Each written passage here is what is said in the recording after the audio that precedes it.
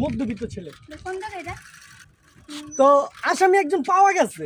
আসামি না, ঠিক আছে, আসামি একজন পাওয়া গেছে।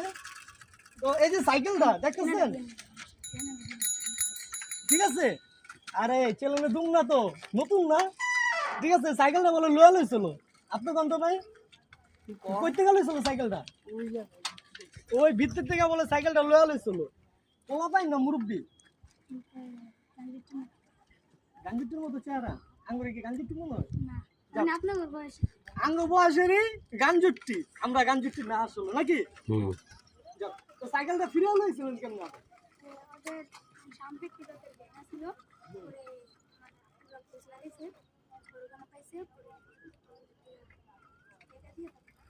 যাক, যে আমাদের ওই পাশে যে সাবান ফ্যাক্টরি, ওদিকে বলো গো গ্যাং, ঠিক আছে। আসলে আমি চিনি না, শুনছি। তো ওদের কাছে যাইয়া তার বাবা যে নিজে সাইকেল নিজে টাকা দিয়া ছুটা লইছে। এবার বুঝেন কেরানীগঞ্জটা কতটা ভয়াবহ ভিত্তি আছে, ঝিলমিল এলাকাটার ভিত্তি। অন্য কোনো জায়গায় আশা করি আলহামদুলিল্লাহ সমস্যা নেই, শুধু কেরানীগঞ্জের ভিত্তি ঝিলমিল এলাকাটাই সমস্যা নেই। এই জায়গাটা যদি পয় পরিষ্কার করা হয় কেমন হইব? হ্যাঁ কেমন হইব?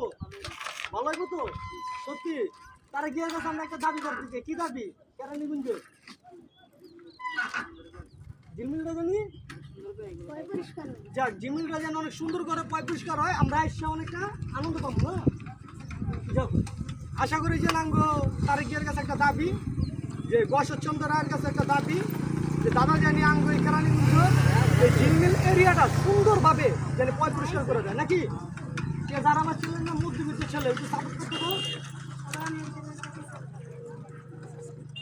ঠিক আছে, যাই, আসসালামু আলাইকুম।